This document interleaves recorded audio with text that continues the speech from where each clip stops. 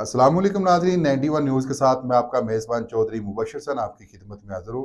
इस वक्त मेरे साथ मौजूद है जानी पहचानी शख्सियत हल्का 188 के उम्मीदवार हवेली लखा से MPA मेरे साथ मौजूद है, जिनका इंतखाबी निशान हुक्का है। नए मेहमान का आपको तारुफ करवाता चलूँ, मोहम्मद आमर रियाज माने का, जो हल्का 188 में उम्मीदवार बराए MPA। अस्सलाम वालेकुम सर, जी, वालेकुम क्या सलाम हाल जी। चाल है? ठीक है। अल्हम्दुलिल्लाह, अल्लाह का शुक्र। अच्छा सर, आपने पहली दफा अपना सियासत में हिस्सा लिया या पहले भी आप सियासत का शौक रखते नहीं, हैं? ये मैंने पहली दफ़ा सियासत में हिस्सा लिया है, चूँकि हम देख रहे थे कि यंग जनरेशन को आगे आना चाहिए। जो मौजूदा हालात हैं, हर किसी का हक है पाकिस्तानी कानून के मुताबिक कि चंद फैमिलीज़ हैं जिन्होंने हमारे पाकिस्तान में, आप कह लें कि ये एक जमहूरी मुल्क है और जमहूरियत का हुस्न तो यही था कि हर घर से मेंबर जी निकलते। जी लेकिन चंद फैमिलीज़ हैं जिनकी तीसरी नस्ल इलेक्शन में आ गई है। जी। तो लिहाज़ा मैंने मुनासिब समझा कि यंग जनरेशन को आगे आना चाहिए, और फिर मैं उसे देखते हुए मैंने इलेक्शन जो है कंटेस्ट करने का फ़ैसला किया। आपके कारोबार हवाले से जिम्मेदार गिराने से तल्लक है या वैसे कोई बिजनेसमैन है आप? मैं एक ज़िम्मेदार घराने से तल्लक रखता हूँ। ज़िम्मेदारा सिस्टम है। मेरे जो वालिद साहब हैं वो ज़िम्मेदार हैं। मेरे जो भाई हैं वो प्राइवेट स्कूल जो है रन करते हैं, और मेरी अपनी एक ट्रैकिंग कंपनी है जिसमें हम गाड़ियों में, बाइक्स में ट्रैकर लगाते हैं, और एक साथ मेरा प्रॉपर्टी का बिज़नेस है। अच्छा सर, आप मुझे ये बताएं कि आपको आपकी कंपेन कैसी जा रही है? आपको लगता है कि आप हल्का 188 में कामयाब हो जाएंगे? जी, उम्मीद जो है, किसी को उम्मीद होती है, मुझे यकीन है। वो कहते हैं कि अल्लाह की ज़ात पे यकीन रखना चाहिए, उम्मीद रखने से कुफ़र हो जाता है। तो मुझे यकीन है कि जो यंग जनरेशन है, जो लोग मुझे देख रहे हैं, जितना मेरा वर्क है, जो मैंने पिछले 3 सालों में वर्क किया है, सियासत की नज़र से तो नहीं किया था, लेकिन मैंने एक सेटअप लिया है। तो कोई भी काम है उसका आगाज़ मुश्किल होता है, लेकिन आगे अल्लाह ताला की मदद शामिल होती है अपनी मेहनत के साथ, और मैंने ये सुना है कि मेहनत का फल वो कभी भी नहीं रखता। अच्छा सर, अल्लाह आपको कामयाब करता है, आप हल्का 188 में कामयाब होते हैं, तो आप सबसे पहला हवेली लखा की आवाम को क्या सरप्राइज देंगे? सबसे पहला मेरा जो मंशूर है ना, मैंने इलाका में ये मंशूर दिया है कि मेरे इलाके में कोई भी वारदात हो जाती है, ख्वाह वो कत्ल, चोरी, डकैती है, अगर वो 24 घंटे में ट्रेस नहीं होती, मैंने मुतलका इदारों से नहीं करवाई, तो उसका जिम्मेदार मैं हूँगा।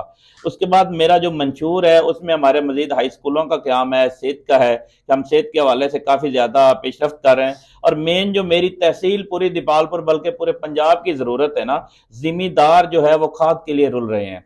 जी। मेरा मौकफ ये है कि जिस तरह यूटिलिटी स्टोर गवर्नमेंट ने बनाए, इस तरह एग्री स्टोर बनाए जाएं, ताकि जिम्मेदार को, अगर एक तहसील का कोटा 6 लाख खाद की बोरी है, तो 4 लाख बोरी सरकारी स्टोर पे मिले और 2 लाख प्राइवेट माफिया के पास हो। जी बिल्कुल, जैसा कि इमरान खान के दौर में तहसील दीपालपुर को डिस्ट्रिक्ट लेवल पे लाने की कोशिश की गई, और वकला ने भी बहुत यानी कि जदोजहद की कि तहसील दीपालपुर को एक डिस्ट्रिक्ट दीपालपुर होना चाहिए।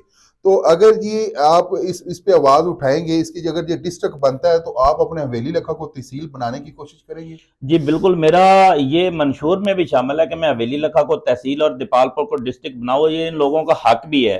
हम चूंकि बेल्ट एरिया पे बैठे हैं, तो पीछे मैंने आपको बताया कि जो सियासी इजारादारी है ना, वो ये कभी नहीं होने देते। हमारे सियासतदान ये चाहते हैं, अगर हवेली लखा तहसील बन गई तो वो डिस्ट्रिक्ट पाकपतन के साथ अटैच होगी, ना कि डिस्ट्रिक्ट दीपालपुर के साथ। और अगर वो पाकपतन के साथ जाती है, तो उधर फिर माने का फैमिली जो है विन करती है, और यहाँ से चंद सियासी घराने जिनका नाम मुनासिब नहीं, फिर वो इलेक्शन से फारग होते हैं। लिहाजा बेसिक जो रुकावट है वो यहाँ सियासी है रुकावट। अच्छा, आप मुझे ये बताएं, मोहम्मद आमर रियाज मानेका साहब के देखें, कभी यूटिलिटी स्टोरों पे आटे के लिए गरीबों की लाइनें, कभी बेनजीर इनको सपोर्ट पे आए गरीबों की लाइनें, कभी पैसे निकलवाने के लिए गरीबों की लाइनें, कभी किसान भाइयों की आप देखते हैं कि खाद लेने के लिए लाइनें। क्या ये इसके खिलाफ आप आवाज उठाएंगे? जी, इसके खिलाफ आवाज तो हर कोई उठाता है। हम इसके खिलाफ इकदामात करने जा रहे हैं। यानी कि इमरान खान के दौर में हमारे पास 3 साल, मैं बतौर कैप्टन टाइगर फोर्स था, मेरे पास जो है 3 साल दौर में हमने खाद तकसीम की है, और मेरा इलाका गवा है, मैंने पहले इब्तदाई जलसा किया है कि हमने कंट्रोल रेट पे मुहैया करवाई है। सिस्टम जो है ना, उसे खाली इजारादार लोग ही खराब नहीं करते, अवाम भी खराब करती है। इसकी एक मिसाल है कि रियासत एक रोड बना देती है, सड़क बना दी, अब अवाम उसके ऊपर पानी छोड़ देती है, वो रोड खराब हो जाता है। जी बिल्कुल। जैसा रियासत हमारा घर है, हम रियासत की चीजों का ख्याल रखेंगे, रियासत हमारा ख्याल रखेगी। जो बात है आटे की कमी इसलिए होती है कि हमारे यहाँ कोई मैनेजमेंट सिस्टम ही नहीं है, हम जिम्मेदार को तफज ही नहीं दे रहे। अब जिम्मेदार की गंदम के लिए उसे खाद नहीं मिल रही, वो कोशिश करेगा मैं मक्की या कोई और फसल लगाऊं। जब ये चीज करेगा तो वो फिर आटे की किल्लत होगी, फिर हमें इजराई मुल्क होकर बाहर से चीजें मंगवाना पड़ेंगी, जो हमारे लिए बायसे शर्म बात है। अमर यार साहब, एक और बहुत बड़ा जो मैं देखता हूँ तो मुझे बहुत अफसोस होता है कि देखिए इतनी महंगाई में अवाम जो है, पाकिस्तान की अवाम, गरीब का जीना मुश्किल हो चुका है, दो वक्त का खाना खाना मुश्किल हो चुका है। तो जो हमारे एमएनए एमपीए जो है उनके प्रोटोकॉल में जरा भी कमी नहीं आई। पहले वो, आज वो एक एक एमपीए के साथ 20-20 गाड़ियां होती कंपेन के लिए। क्या ये बचत क्यों नहीं करते हैं, ये गरीबों का एहसास क्यों नहीं करते हैं? 5 साल बाद याद आता है गरीब को, गरीब के दरवाजे पर जाते, 5 साल तो गरीब का हाल तक नहीं पूछते। क्या अल्लाह आपको कामयाब करता है, आप भी यही रवैया इख्तियार करेंगे? नहीं, हमारा जो है ना पीछे से, चूंकि एक सियासी बैकग्राउंड नहीं है, जिम्मेदार फैमिली से है।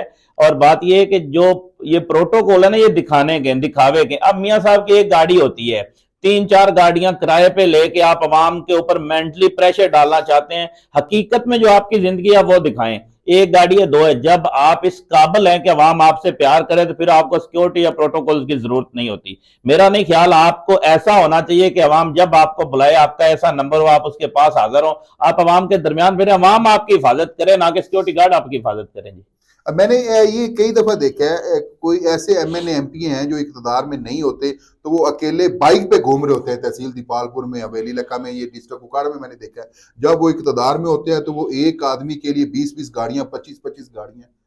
खुदारा इनको कोई ख्याल करना चाहिए गरीब ये आदमी का। हमारे मुल्क का ना एक नासूर तो है। सर एक और बात है, और जो भी एमएनए एमपी जो इकतदार में आता है वो पहले से जो अपनी जायदाद वो डबल करता है, वो दुगनी करता है। तो गरीब जो है वो आपके सामने, गरीब का क्या हाल है? असल में ना पाकिस्तान में अब तक आप देखें, कानून में 18 तब्दीलियां की हैं, एक भी गरीब के हक में नहीं की गई। हमारा जो कानून है ये 1973 में बना है। 73 के आइन से पहले क्या था? हमारे यहाँ रियासत का ये अलमिया है कि 5 साल की गवर्नमेंट का मुद्दत का तयन है, लेकिन 3-3.5 साल से ज्यादा चलती नहीं है। एक चीज ये है। दूसरी ये है कि एक कैंडिडेट 1 लाख वोट लेके जीत गया है, एक 99,000 लेके हार रहा है, और 99,000 को 5 साल सजा मिलेगी, उसका कोई काम ही नहीं होगा।